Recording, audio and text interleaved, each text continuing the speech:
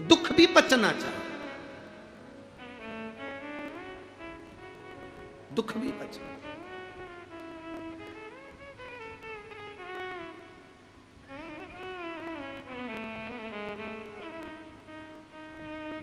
दुख कैसा होता है? रोटी बनाते हो आप लोग? अरे बोलो तो जम के। अच्छे से सेकते हो तो रोटी फूल जाती है। जो फूलता हुआ भाग है वो एकदम पतला पापड़ी सी हो जाती है, और नीचे नीचे की रोटी पापड़ी होती है क्या, वो थोड़ी सी मोटी रहती है। ऊपर पापड़ी हो गई, नीचे मोटी हो गई। ऊपर की जो पापड़ी है ना, वो कितनी भी खा लो, कितनी भी खा लो, पेट नहीं भराता। पर नीचे की जो थोड़ी सी मोटी सी भाग है, उसको आप थोड़ा ज्यादा खा लोगे, पेट भरा जाएगा। ऊपर की पापड़ी जल्दी पचती नहीं है, पर नीचे का जो मोटा भाग है वो दूसरे दिन पच जाता है, पच जाता है। जिसने दुख किया जिंदगी में खाता है, वो है ना, वो पचता नहीं है। पर शिव महापुराण की कथा कहती है, जिसने दुख को अपना लिया, पचा लिया, महादेव का भजन करते करते, भक्ति करते करते दुख को जिसने झेल लिया, वो सुख की रोटी जिंदगी में खाता है। दुख पचना चाहिए। अरे मत बुरे कर्म कर बंदे, वरना पछताएगा। भगवान की आंखों से तू बच नहीं पाएगा, तू बच नहीं पाएगा। अरे ओ अज्ञानी मत कर नादानी, अरे ओ अज्ञानी मत कर नादानी। शिव महापुराण की कथा कहती है, भगवान शंकर का संवाद कहता है, देवता और असुर सब मिल गए, ब्रह्मा जी के पास गए। ब्रह्मा जी ने भगवान विष्णु के पास भेजा, भगवान नारायण ने भगवान शंकर जी के पास भेजा कि शिव जी से पूछो इन असुरों का संहार कैसे होगा और देवताओं का राज्य कैसे स्थापित होगा।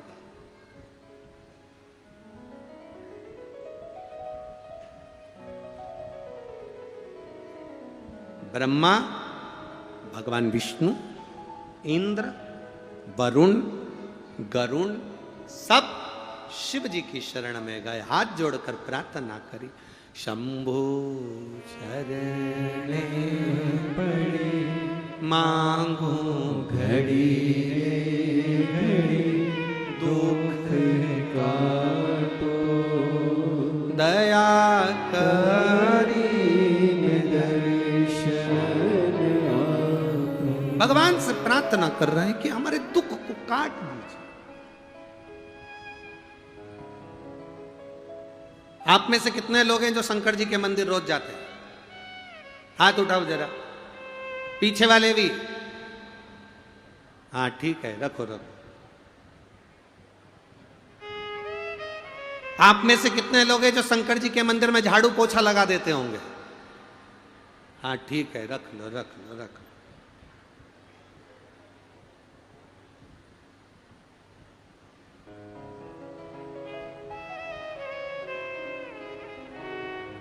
अब एक बात अच्छे से सुन लो, रोज मंदिर जाना, रोज जल चढ़ाना, पर रोज भगवान से मांगना नहीं। एक बार जल चढ़ाना, दिल से कहना, बाबा बहुत तकलीफ में हूँ, बहुत कष्ट में जिंदगी चल रही है मेरे बाबा, बहुत दुख है मेरे जीवन में, आप इसको सवार लीजिए, बहुत तकलीफ की जिंदगी चल। एक बार कहना, और एक बार कहकर रोज रोज मंदिर जाना, रोज रोज जल चढ़ाना, पर बाबा से कहना मती, एक बार कह दिया ना फिर साधेगा, वो साधे।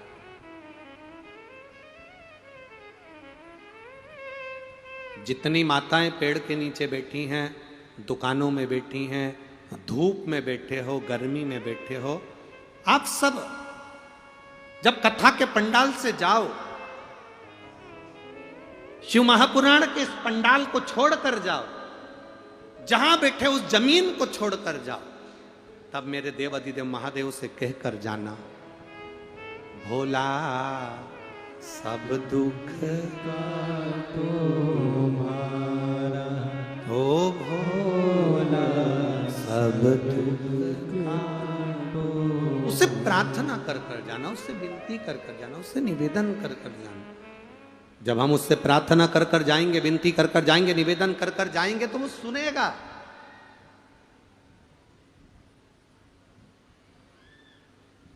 श्रवण करेगा। सारे देवता भगवान शंकर के पास में गए, हर हर बोल बम का नारा है, सारी समस्या का हल।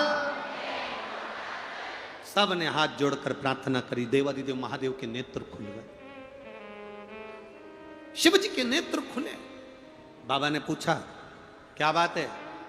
शंकर भगवान ने जब पूछा कि बात क्या है, देवताओं ने हाथ जोड़कर कहा, बाबा बस आपसे एक प्रार्थना है। असुरों ने अपना राज्य स्थापित कर लिया, देवता भटक रहे हैं, आप कृपा कर दो, आप दया कर दो। शिव जी ने कहा, देवता और राक्षस मिलकर समुद्र का मंथन करो। मंथन में जो अमृत निकलेगा, वो अमृत देवता धारण कर लेना, सुख अनुभव हो जाए। अब देवता राक्षसों ने मिलकर समुद्र का मंथन किया। जो मंथन करना प्रारंभ करा, कच्छप भगवान विष्णु रूप धरकर नीचे गए, मंदराचल पर्वत को, सुमेरु को अपने पीठ पर रख लिया, शेषनाग की नेति बनाकर मंथन करना प्रारंभ करा। और मंथन करते करते करते करते सबसे पहले गौ माता प्रकट हो गई। कितनी गाय निकली? 5 गाय प्रकट हुई। पहली नंदा, दूसरी सुभद्रा, तीसरी सुरभि, चौथी सुशीला, 5वीं बहुला। 5 गाय प्रकट हो गई।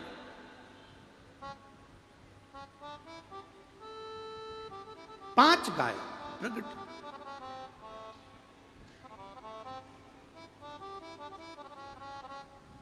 सुरभि, सुशीला, बहुला,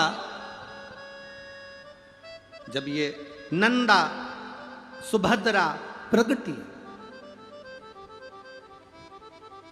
और उसके बाद जो निकला वो विष निकला। विष देव अधिदेव महादेव के पास चले गए। गाय जो प्रकट हुई, सुरभि जिसको कामधेनु कहते हैं, ब्रह्मा जी के हृदय से दक्ष प्रजापति प्रकट हुए थे। उनकी धर्म पत्नी वीरणी ने जब देखा सुरभि गाय को, बड़ी सुंदर गाय है, बड़ी सुंदरता उसकी है क्योंकि वो कामधेनु है, बड़ी सुंदर।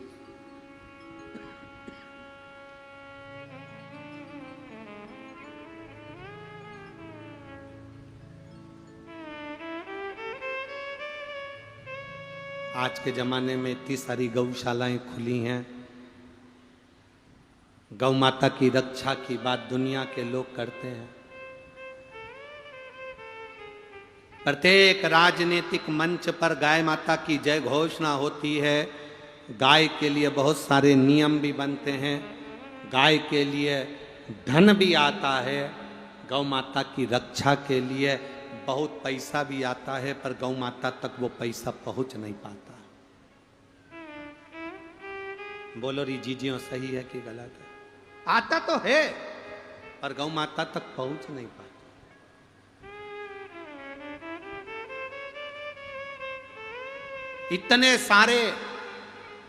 इतने सारे गौशाला, इतने सारे एनजीओ, इतनी सारी संस्थाएं गौ माता के लिए काम कर रही हैं, गौ माता के लिए आगे बढ़ रही हैं, पर फिर भी गौ माता रोड पर कचरा, पन्नी, पॉलीथीन खा रही,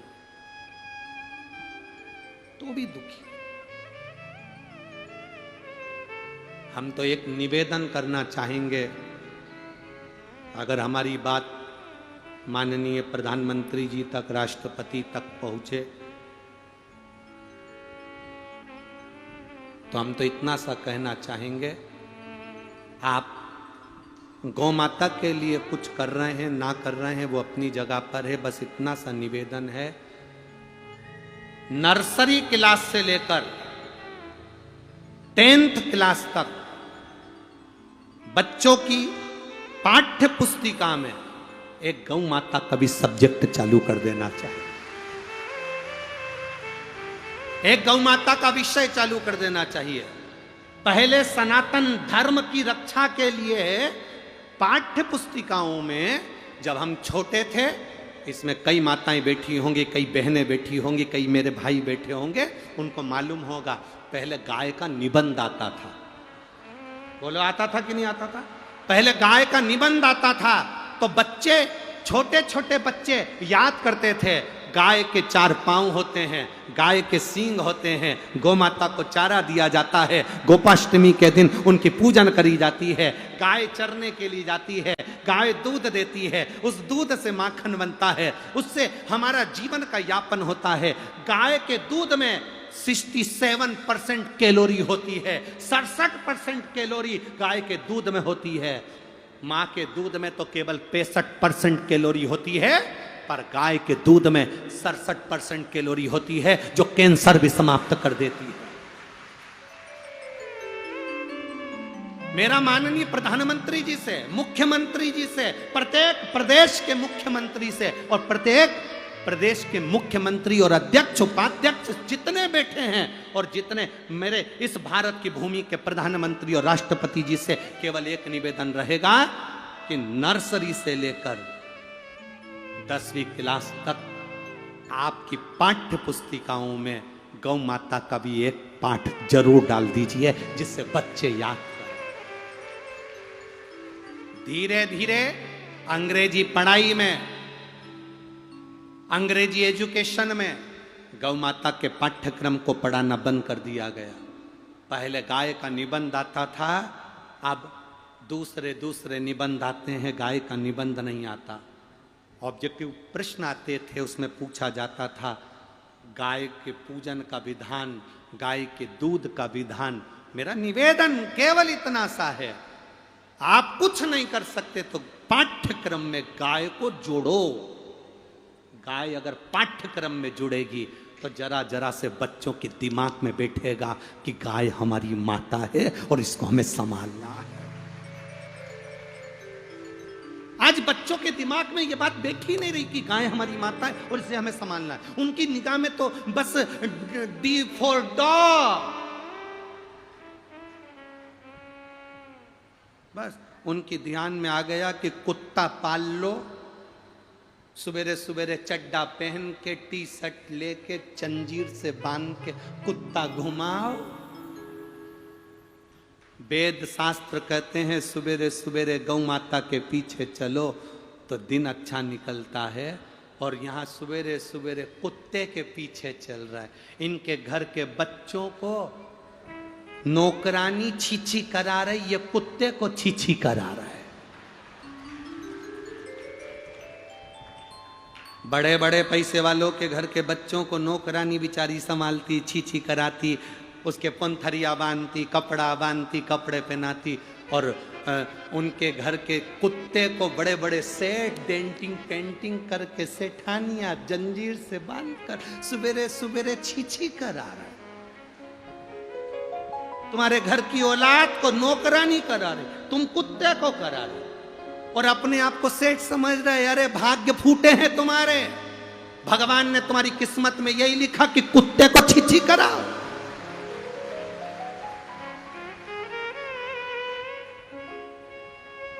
तुम्हारे भाग्य में लिखा भगवान ने कि सवेरे से उठना और कुत्ते को छीछी कराना, कुत्ते को घुमाना, जरा अपनी किस्मत को तो सोचो कि तुम्हारा भाग्य भगवान ने इतना धन देने के बाद भी तुम्हारी किस्मत में कुत्ता घुमाना लिखा, कुत्ता घुमाना। मेरा माननीय प्रधानमंत्री और राष्ट्रपति जी से बस यही निवेदन और मुख्यमंत्री जी से भी यही निवेदन रहेगा कि आपके इस पाठ्यक्रम में एक पाठ गौ माता का जोड़ दीजिए, जिससे आने वाली पीढ़ी सनातन धर्म के लिए जागृत हो सके, तब सार्थक होगा। और अगर ये बात माननीय प्रधानमंत्री जी तक नहीं पहुंचे, राष्ट्रपति जी तक नहीं पहुंचे, तो आने वाले समय में जिस जिस जगह कथा करने जाएंगे वहां पर 5 पैसे का 15 पैसे का पोस्ट कार्ड सबसे लिखवाएंगे, पता लिखवाएंगे और पहुंचवाएंगे कि गौ माता का पाठ्यक्रम हमारे सब्जेक्टों में होना जरूरी है। सनातन धर्म की रक्षा के लिए, वेद पुराण शास्त्रों की रक्षा के लिए आप गौ माता के लिए कुछ नहीं कर सकते तो इतना करो कि बच्चे बच्चे के दिमाग में ये बैठ जाए कि गाय हमारी माता है और हमें इसकी रक्षा करना है। गाय के दूध से कैंसर समाप्त होता है, गाय के मूत्र से कैंसर समाप्त होता है, गाय के गोबर के कंडे पर पांव रखकर हल्दी डालकर बैठ जाओ तो शुगर का लेवल डाउन हो जाता है। गाय का एक एक शरीर का एक एक चीज हमारे जीवन को सुख प्रदान करने वाली, ये सीखे बच्चे, ये बच्चों को ज्ञान होना चाहिए, बच्चों को होना चाहिए सब्जेक्ट, चाहे वो अंग्रेजी में आए चाहे हिंदी में, पर उस सब्जेक्ट में गाय के लिए कुछ हो। मंथन में निकली 5 गाय, और मेरा निवेदन आपको अगर ये बात अच्छी लगी हो तो आज की कथा में से काट कर पूरे भारत की इस भूमि पर एक एक व्हाट्सएप पर, एक एक सोशल मीडिया पर, एक एक सोशल मीडिया पर, एक एक व्हाट्सएप पर, एक एक इंस्टाग्राम पर ये चलना चाहिए कि सनातन धर्म में गौ माता के लिए भी एक सब्जेक्ट हमारे पाठ्यक्रम में होना चाहिए। एक सब्जेक्ट हमारे पाठ्यक्रम में, अगर सब्जेक्ट नहीं हो तो पाठ हो, पर हो पाठ्यक्रम में जुड़े।